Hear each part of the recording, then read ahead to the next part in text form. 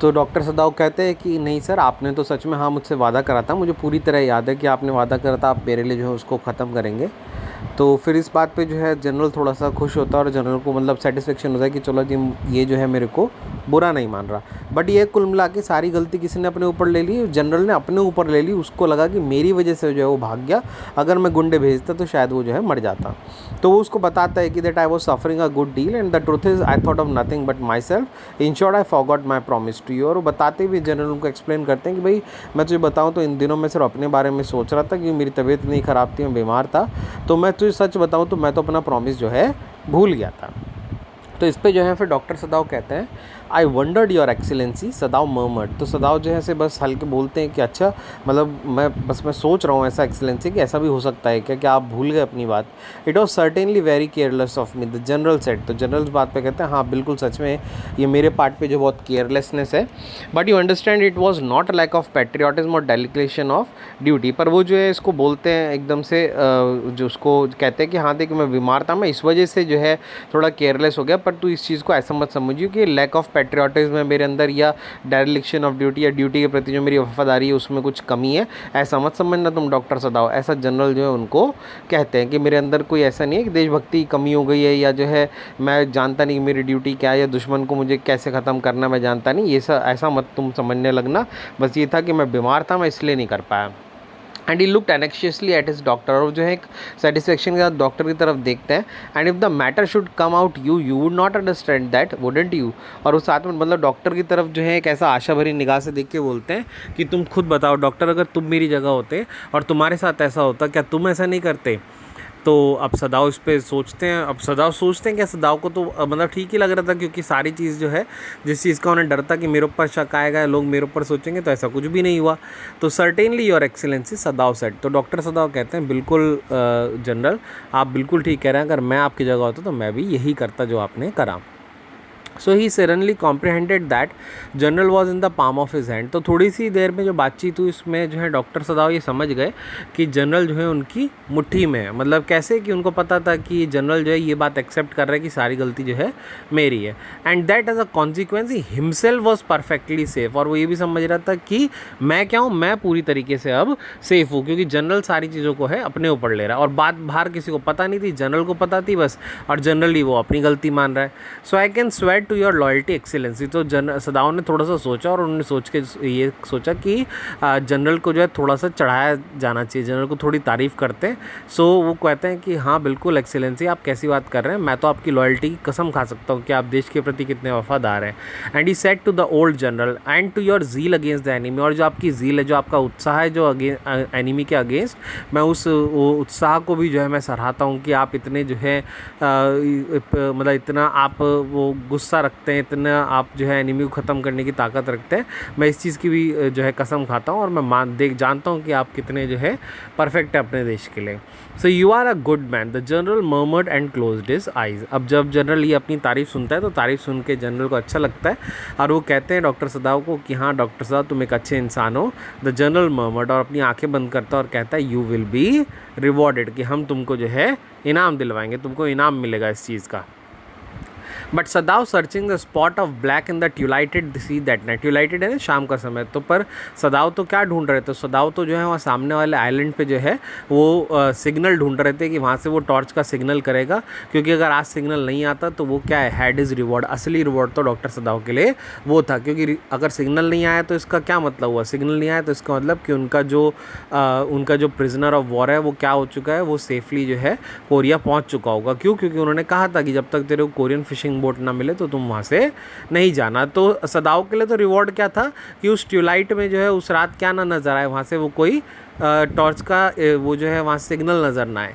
So there was no prick of light in the dusk. तो dusk यानी वो शाम के समय में कोई भी लाइट का वहाँ से कोई भी निशान जो था उधर की तरफ सामने आइलैंड से नहीं आया। No one was on the island, इसका मतलब आइलैंड पे कोई भी नहीं है। His prisoner was gone and safe doubtless, और उनका प्रिजनर जो है वो जा चुका, बिल्कुल सेफ और डाउटलेस है ये बात। ऐसा ऑथर में डाउटलेस क्यों लिख के देते हैं कि कोई ऐसा ना समझने लगे कभी उसे किसी ने मार दिया हो या वहाँ से वो चला गया हो, तो इसलिए वो साफ बोलते हैं कि नहीं, उनका प्रिजनर जो बिल्कुल सेफ होगा और वो जा चुका होगा। और डाउटलेस बात है, क्यों?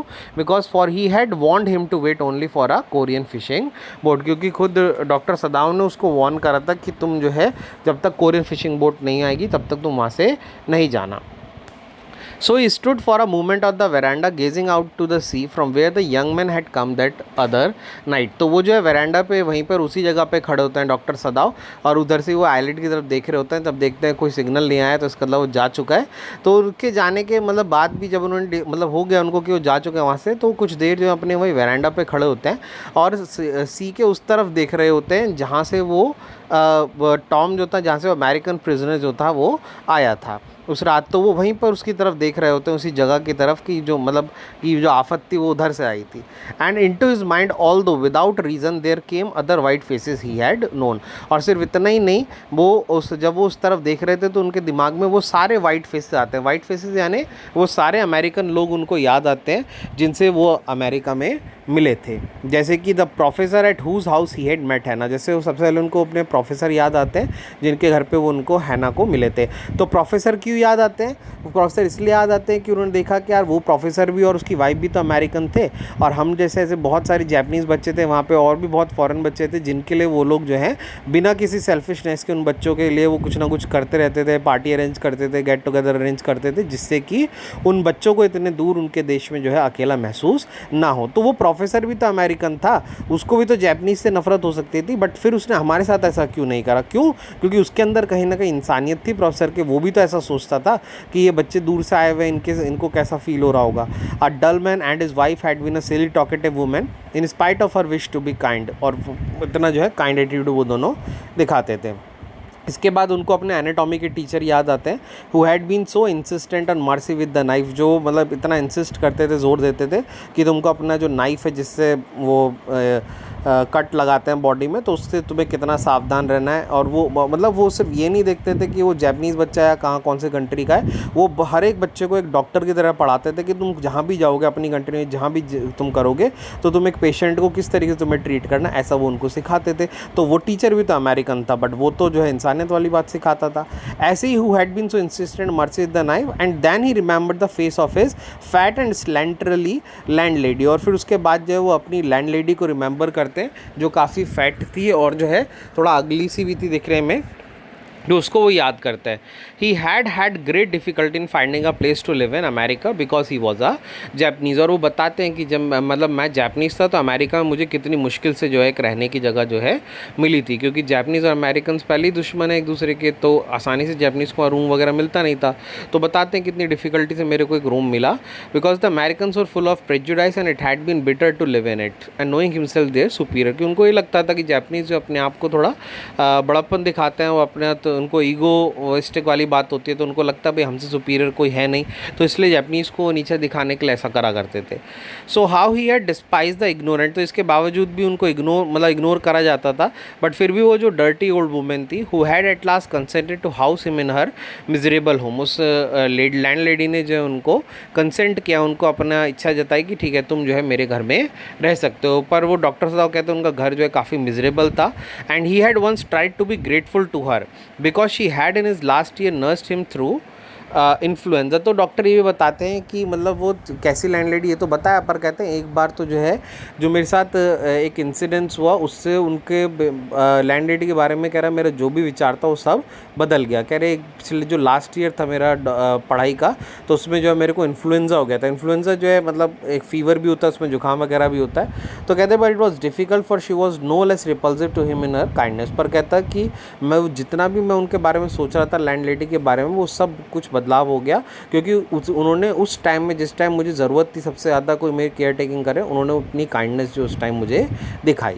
Now he remember the youthful haggard face of his prisoner white and repulsive. तो उन्होंने मतलब अपनी लैंडलेडी के बारे में उन्होंने याद करा कि उस बीमारी के दौरान उन्होंने किस तरीके से मेरी जो है केयर टेकिंग करी, मुझे खाना पीना दिया होगा, मदद करी होगी। तो वो भी उनको याद आ रहा था कि यार यार वो लैंडलेडी भी तो अमेरिकन थी, बट उस टाइम तो उनको जैपनीज़ अमेरिकन नहीं दिखाई दिया, उनको दिखाई दिया कि एक बच्चा है और वो बीमार है बेचारा, घर से दूर है, तो इसको जो है थोड़ा ऐसा पैम्परिंग मिलना चाहिए, तो वो उन्होंने करा उस टाइम पे, दिया उनको। और फिर इन सारे फेसेस के बाद उसको वो अमेरिकन प्रिजनर का फेस याद आता है जो वाइट और रिपल्सिव था, जो भुलाए नहीं भूल रहा था, और वो बार बार मन में यही सोच रहे थे। क्या सोच रहे थे? एंड तक भी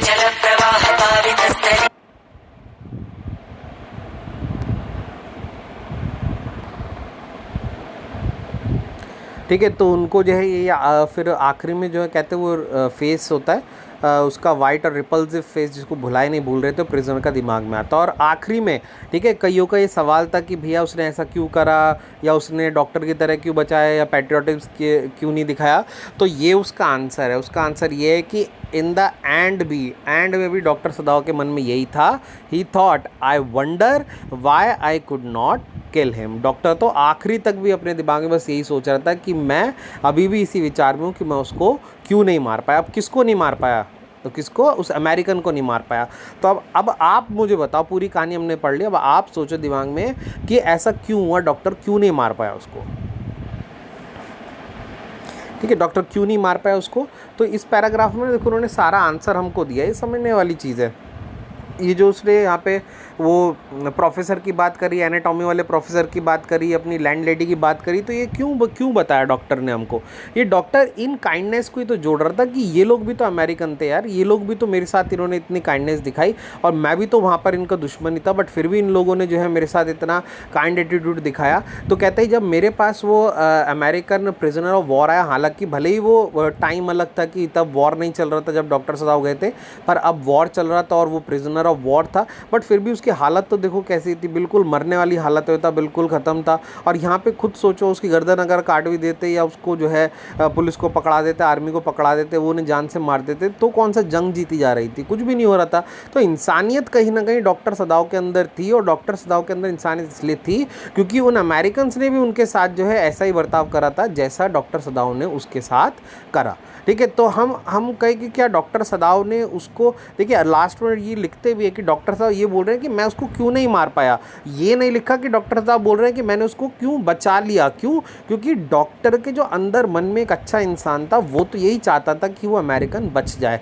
पर बाहर दुनिया को दिखाने के लिए और बाहर अपने देश को दिखाने के लिए, हम कह सकते हैं समझने के लिए, उनके मन में तो यही था कि मुझे भी अपने लोगों की तरह सोच रहा है, मुझे भी पैट्रियोटिज्म दिखा रहा है, मुझे भी जो है ये अमेरिकन को मारना है। बट फिर भी उन्होंने क्या करा? उसको बचाया, क्योंकि उनका अच्छा इंसान था, उनकी इंसानियत थी जिसने उनसे जो है ये करा है। ठीक है, जैसे मतलब क्या होता है, हम किसी समाज में हम लोग रह रहे होते हैं, तो उस समाज के जो रीति रिवाज होते हैं, जो रिचुअल्स होते हैं, हमको फॉलो करने पड़ते हैं। हम उनको फॉलो भी करते हैं और दिखाते भी हैं कि हाँ देखो भाई, हम भी ऐसे ही फॉलो करते हैं, हम भी यही सब मानते हैं। पर जब उन रिचुअल्स में कोई गलत बात आ जाती है ना, तो हम अपने मन में सोचते हैं कि नहीं यार ये गलत है, ये हमें नहीं करना चाहिए, तो हम उस काम को नहीं करते हैं। पर जब समाज के लोग हमसे पूछते हैं तुमने करा क्या, या तुमने ऐसे ही तुमने फॉलो करा क्या, तो हम हाँ में हाँ मिलाते हैं कि हाँ हाँ बिल्कुल हमने ऐसे ही करा, यही करा, ऐसे ही करा। तो यही डॉक्टर सदाव के साथ था, अपने कंट्री लोगों के साथ हाँ में हाँ मिलाना। जैसा उनका विचार था, ऐसे सोच थी, उस सोच में ढल जाने के लिए तो बाहर से वो कुछ और दिख रहे थे, और यही सोच के दिखा रहे थे कि हाँ मैं भी मारना चाहता हूँ, या मैं क्यों नहीं मार पाया। पर जो अंदर उनका अच्छा इंसान था, वो बाकी लोगों की सोच से अलग था, क्योंकि वो डॉक्टर भी थे और एक अच्छे इंसान भी थे। तो उनके मन में था कि नहीं, इसको जो है यहाँ पे मरना नहीं चाहिए। ठीक है, तो ये कहानी का सार था जो निकल के आता है। बाकी जो भी आपकी प्रॉब्लम आप लोग पूछ लीजिएगा। Thank you.